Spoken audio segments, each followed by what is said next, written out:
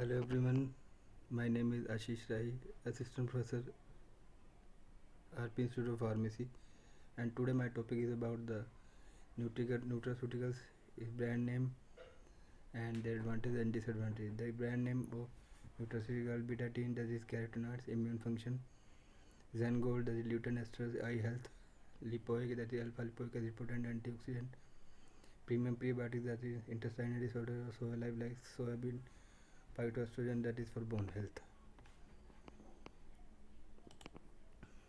Next brand name of nutraceutical: G-Trim, like wheat fat replacer; Leonum Life, that is lignan extract, flax, prostate health; Life, that is fenugreek, control blood sugar; T-Max, green tea extract, that is potent antioxidant; and Clarinol, CLA, weight loss ingredients.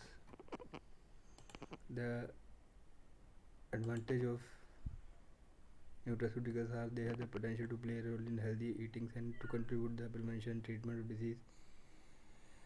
The new molecule is difficult to discover and more expensive and risky than ever before. So the pharmaceutical companies are new trying to nutraceuticals so that there is undoubtedly very huge growing market. Their food-like substance, their inappropriate dietary habits.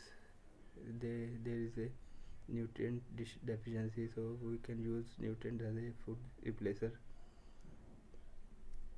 They are relying on them for safeguarding their health and avoiding side effects. There is a major source of new lead generation nutraceuticals. The therapeutic is the sleeping disorder, digestion problem, prevention of certain cancer, osteoporosis, blood pressure, cholesterol lowering, garlic, neurological drugs, and diabetes, etc. The drug disease treating and nutraceuticals are used for prevention of health benefit. Disadvantages are they are more expensive, they are not regulated by FDA, they are not testing, their value nutraceutical is lower, and no regulated definition. Example nutraceuticals are calcium, magnesium, manganese, boron, copper, zinc, and phosphorus. And probiotics are there: Fischio, lactobacillus, bifidobacterium, yeast, E. coli, and bacillus species are used as probiotics. There is a prebiotics are also there, that is oligofructose, inulin, galacto-oligosaccharides are there.